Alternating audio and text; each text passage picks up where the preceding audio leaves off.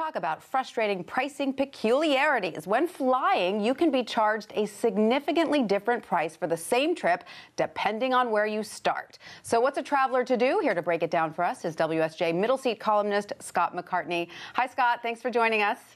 Good to be with you, Tanya. So, Scott, if I'm flying from New York to London round trip, I can expect to pay, on average, over $800 more than if I flew round trip starting in London? Yeah, that's right. Direction really does matter. Airlines price markets differently, and even though it's the same cost, even though it's the same number of people and the same number of seats going back and forth on the same route. Well, why is that? Why do airlines do that? Well, it's, all airline ticketing is basically supply and demand. It's not the cost of the service marked up. It's not like a gas station or a grocery store. This is the same frustration people had when oil prices came down. Why don't they lower their ticket prices?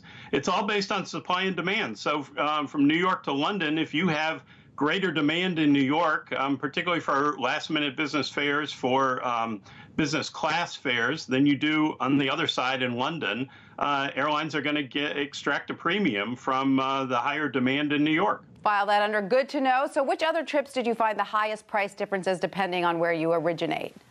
It's interesting. For the most part on domestic trips, they do price the same regardless of which direction you're going.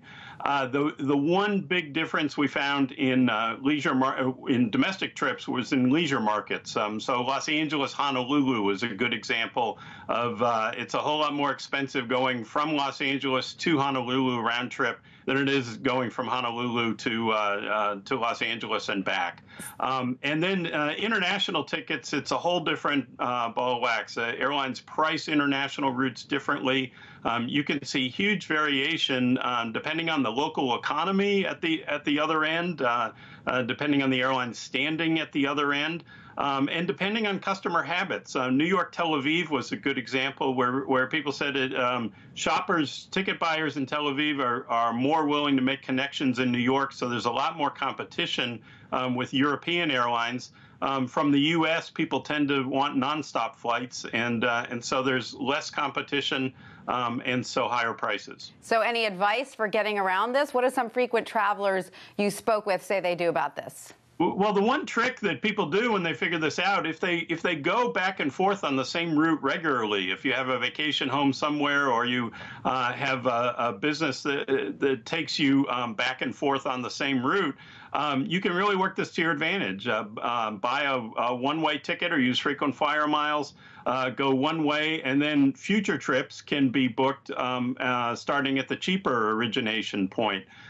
It's a little tricky. Scheduling gets difficult, but you can save a lot of money doing it. Absolutely. Well, Scott, thank you so much for all of that.